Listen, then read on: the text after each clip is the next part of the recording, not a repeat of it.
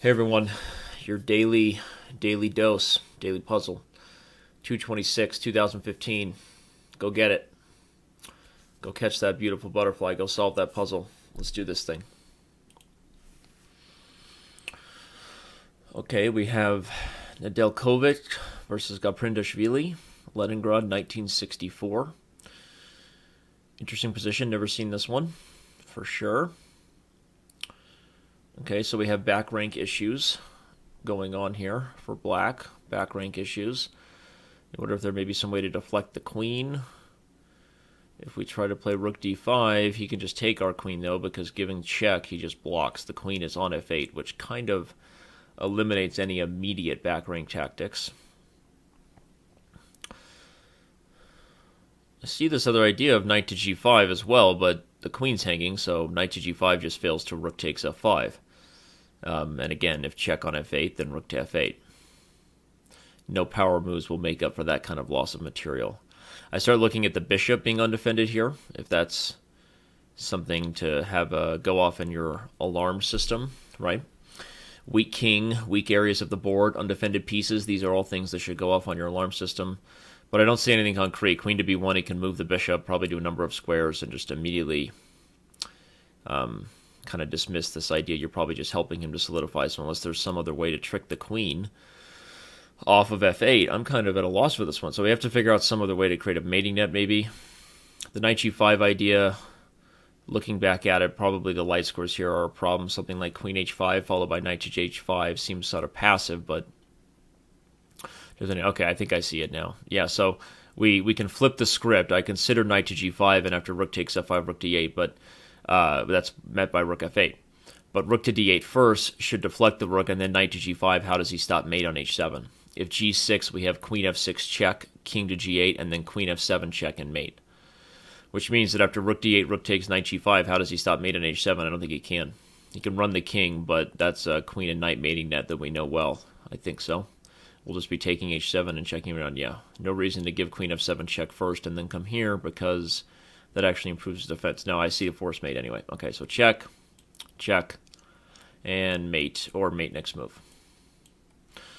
Okay, well that was actually a little tough for me. I wonder why it took me so long to find rook d8 and knight g5. Maybe I'm just a little slow today.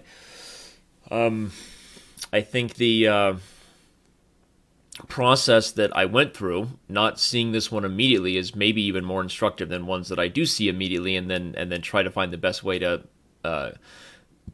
explain some sort of educational takeaways, some sort of instructive takeaways. But when in many cases, you know, the pattern is so familiar, you get to a point where it's so automatic. But this was it took me a second to see rook to d8, at least in the purpose of knight to g5. I immediately considered the idea of exposing the back rank, but as soon as we really saw that the queen and rook connection here is pretty strong, so that's not really going to be the main target, my first instinct was not to go to knight g5 because I dismissed it due to rook takes f5, rook d8, rook f8. So my first instinct was, are there any undefended or weak pieces?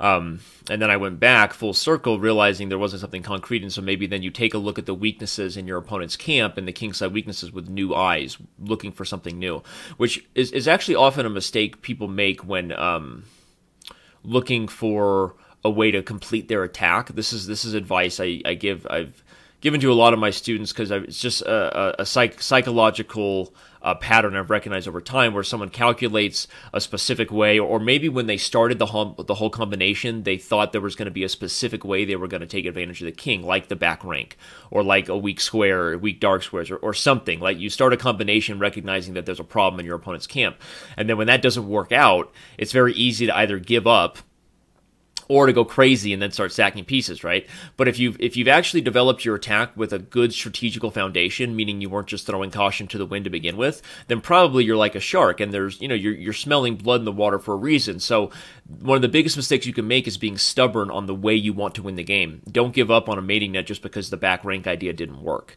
That's my point. So it's actually a good lesson that you kind of see how I didn't see the right idea right away in this one for whatever reason, and I went strategically looking for other weaknesses and came full circle to realize that there was maybe ways to use the back rank and to use the threats of knight g5, but in a different way than I had first considered, right? And so don't be stubborn, consider your options, and you'll be better for it. So let's see instant replay one more time, ESPN style.